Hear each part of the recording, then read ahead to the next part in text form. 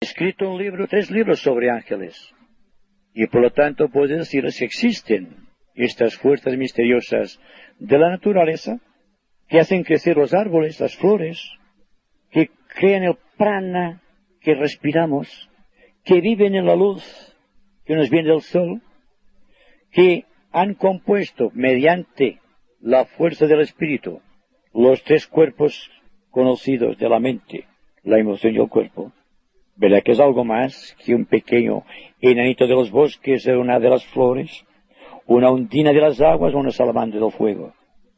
Hablo de aquello que constituye un hada o un deva en nuestro interior. ¿Y qué es entonces esto? ¿Cómo creen que fue construido su triple vehículo? La mente, el cuerpo de las emociones y el cuerpo físico. Sino por la intercesión de estas fuerzas invisibles de la naturaleza, que son las constructoras de todo cuanto existe.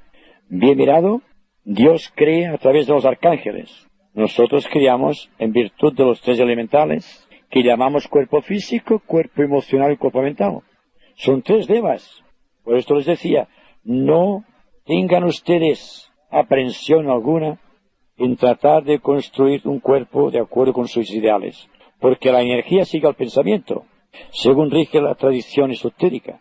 Al pensar, al sentir o al hablar, creamos la estructura dinámica de los cuerpos. Así, nuestro cuerpo mental será tanto más armonioso, cuanto más nuestros pensamientos sean puros o elevados. Porque entonces el Deva se apropiará de aquellas moléculas de luz, si me permiten decirlo así, y lo introducirá dentro del cuerpo mental. No es un trabajo que se lleve a la casa o al destino, es un trabajo débico. ¿Y qué sucede con los devas del deseo, mediante los cuales construimos el cuerpo astral? Lo mismo, al utilizar el deseo, en virtud de la experiencia del yo, se sutilizan las moléculas atómicas que constituyen el cuerpo astral o emocional. Y entonces, progresivamente, a medida que aumenta la purificación, podemos controlarle. Y lo mismo sucede con el cuerpo físico, que es un resultado de la unificación de cierto tipo de devas o elementales que han construido cada uno de los átomos, desde los átomos de la piel hasta los átomos o células más profundas del corazón y del cerebro, que son devas especializados. Pero todo gira en torno de nuestro yo. El yo que piensa y el deva que construye. El yo que piensa y el deva, utilizando la reserva de inteligencia del hombre, crea la estructura mental. O el deva emocional, que siguiendo el impulso de la motivación del yo en el mundo emocional, crea un cuerpo emocional de acuerdo con aquella vibración. Y así al cuerpo físico, y verá entonces que la vida de los devas es más maravillosa que el ver el crecimiento de una flor o de una hierba o el paso de las estaciones, que también son dévicas. O, por ejemplo, la expresión de los 4 grandes devas que son los señores del karma, que sólo tienen la fuerza que les otorga al ser humano. De ahí que les decía anteriormente, nosotros somos el destino, no los señores del karma. Nosotros somos el karma. Ellos son los que, de acuerdo con lo que creamos, aplican la justicia.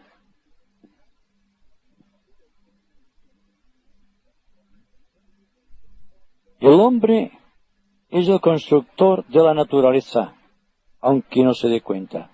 Y la naturaleza cumplirá su verdadera función cuando el ser humano esté tratando de organizarse socialmente hablando en forma colectiva. Porque existen inundaciones, volcanes, terremotos y conmociones sociales, porque el ser humano, que es el centro de la evolución planetaria, no ha cumplido ni cumple adecuadamente su misión. Entonces, cuando estemos integrados en valores absolutos, será cuando cumplamos con nuestra misión y la naturaleza responderá a esta misión. Pues, como decía anteriormente, el hombre piensa y el deva construye.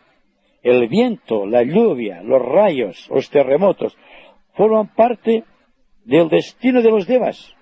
un destino que nosotros estamos escribiendo en los éteres del espacio. Ellos son los conductores de la energía del hombre, pues siempre la energía de los devas sigue el pensamiento de los hombres. Así, otro motivo de gran responsabilidad, somos responsables de lo que ocurre en la naturaleza. Podemos crear un campo fértil si lo amamos, o bien lo haremos árido y estéril si no existe amor en el corazón. Este es el punto de contacto del hombre con el ángel. No olviden esto.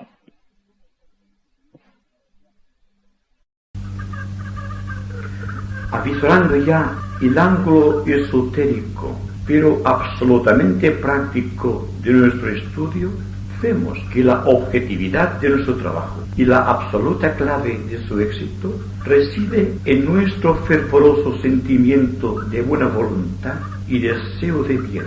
A través del mismo, invocamos tres tipos definidos de devas que cooperan en nuestra actividad de servicio. Primero, ciertos poderosos devas del plano mental, especialmente vinculados con la actividad de los ángeles solares. Segundo, unos devas del plano emocional o astral, fuertemente polarizados con la energía de un glorioso deva planetario de segundo rayo, cuya misión es restablecer el equilibrio psicológico de los seres humanos y crear armonía en la naturaleza. Tercero, hay finalmente la actividad de aquellos devas cuya substancia constituye la energía etérica del plano físico y están dotados del poder de producir en los mismos ciertas radicales transformaciones. De los devas del plano mental poco puedo decirlos, salvo que su substancia es de origen solar y están directamente relacionados con la evolución espiritual del hombre, incluida la actividad del fuego serpentino o de Kundalini.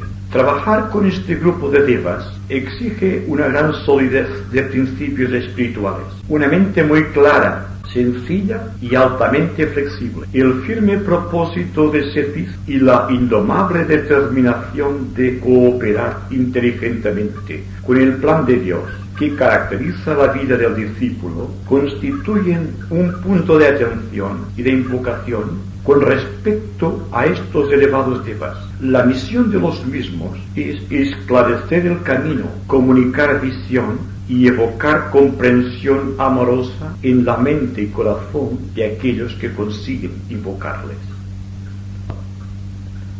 Siguiendo las líneas seguras del correcto sentido humano que desarrolla el verdadero discípulo, tales devas constituyen, con la substancia de luz que irradia de su propia vida, el luminoso puente o antakarana que va de la mente inferior, intelectual o concreta del discípulo hasta el más elevado nivel mental.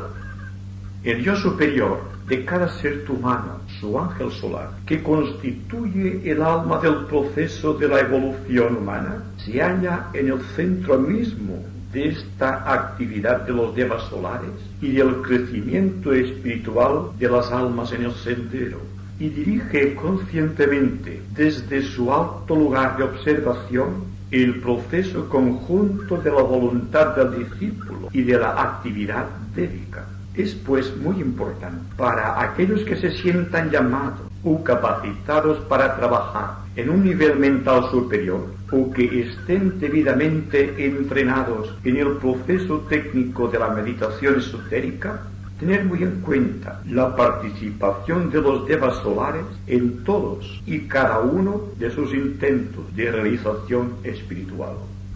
Nos referiremos brevemente también, ya que el objeto principal es solo resaltar las vinculaciones dédicas con nuestro trabajo, a los devas del plano astral.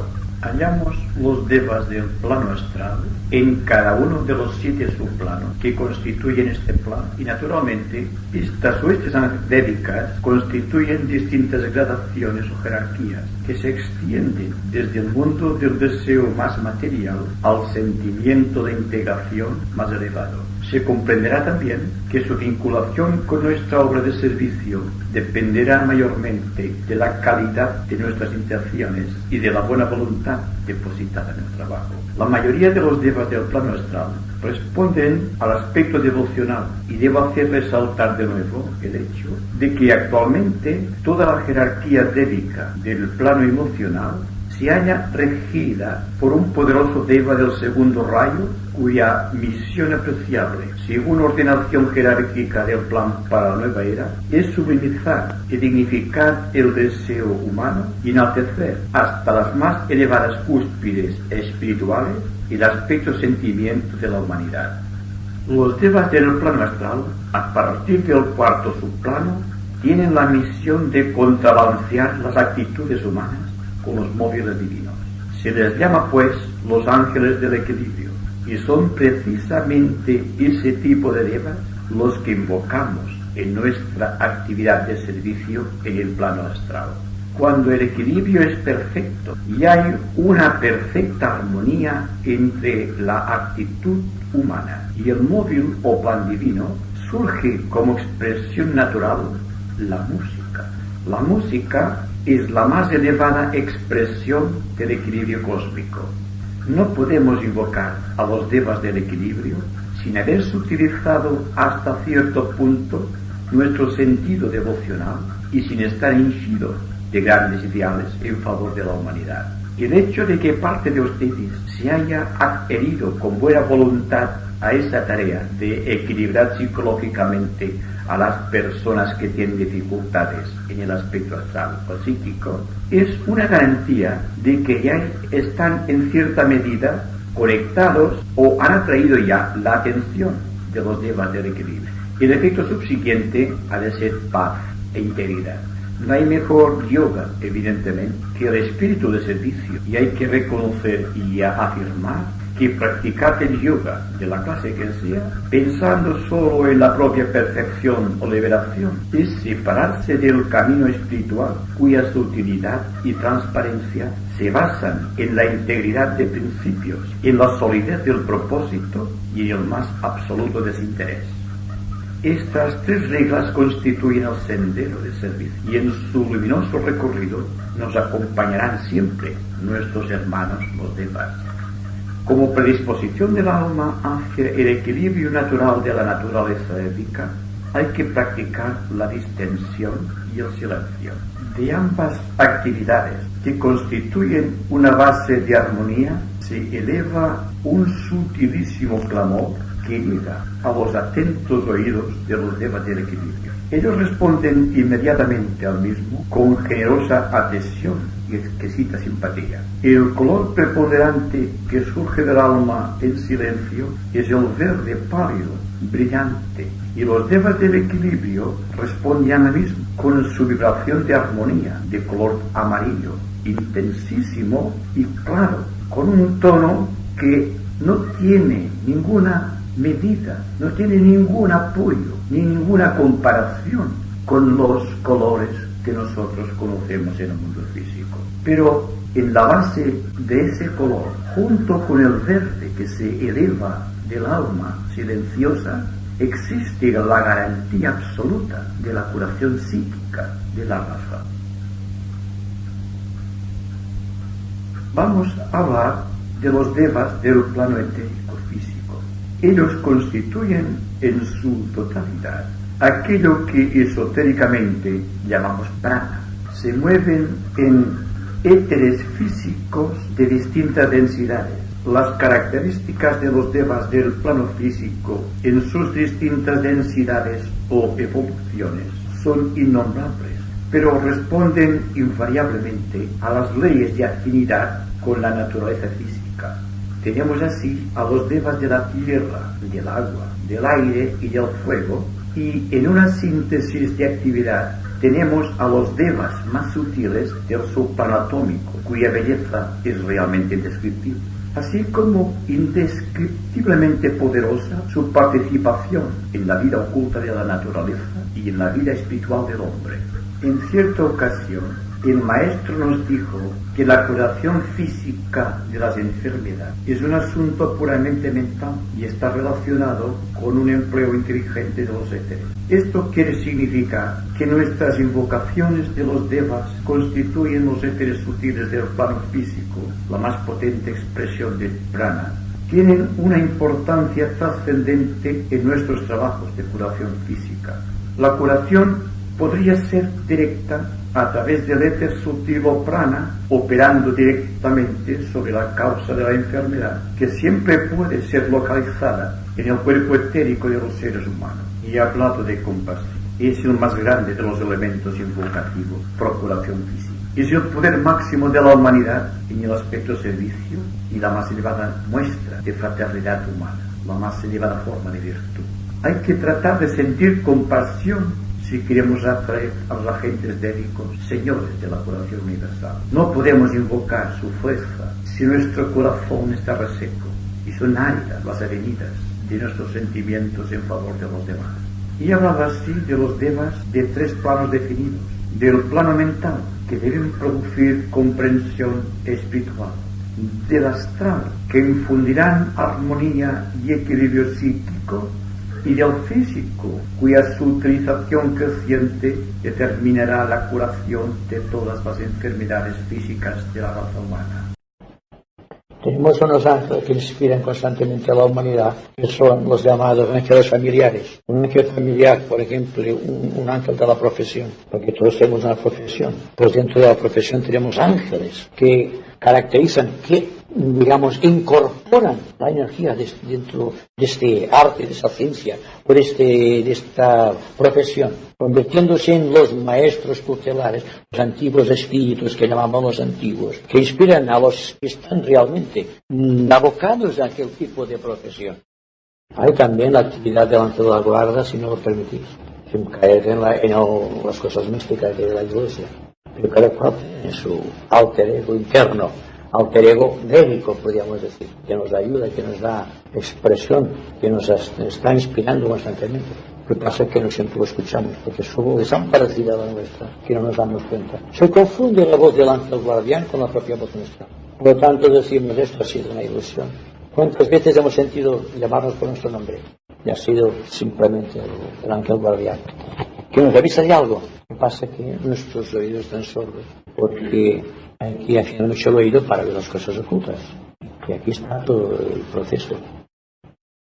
La inspiración, podríamos decir ya, es la unificación del ver y del oír, llevado al extremo superior. Podría decir que llega un momento en que los sentidos funcionan todos de una manera rítmica y escalonada, pero se despierta primero por el oído y después por la vista, la inspiración interna, hablando de la inspiración interna. Después vienen los matices, nos gusta el olfato interno, pero esto llevaría mucho tiempo hablando de esas cosas. Pero el principio de la inspiración, igual que el principio de la inspiración del ser humano, con su ángel solar depende del grado de integración, así también el grado de inspiración de cualquier persona en dado tiempo depende del esfuerzo que realice por subordinar todas sus energías inferiores a aquel propósito espiritual superior. Entonces surge la llamarada de la inspiración. No es un relámpago, después se convierte en una luz continuada, hasta que finalmente tenemos la inspiración de la propia iniciación. Entonces tenemos siempre luz. La primera iniciación tendrá fases de luz, fases de sombra.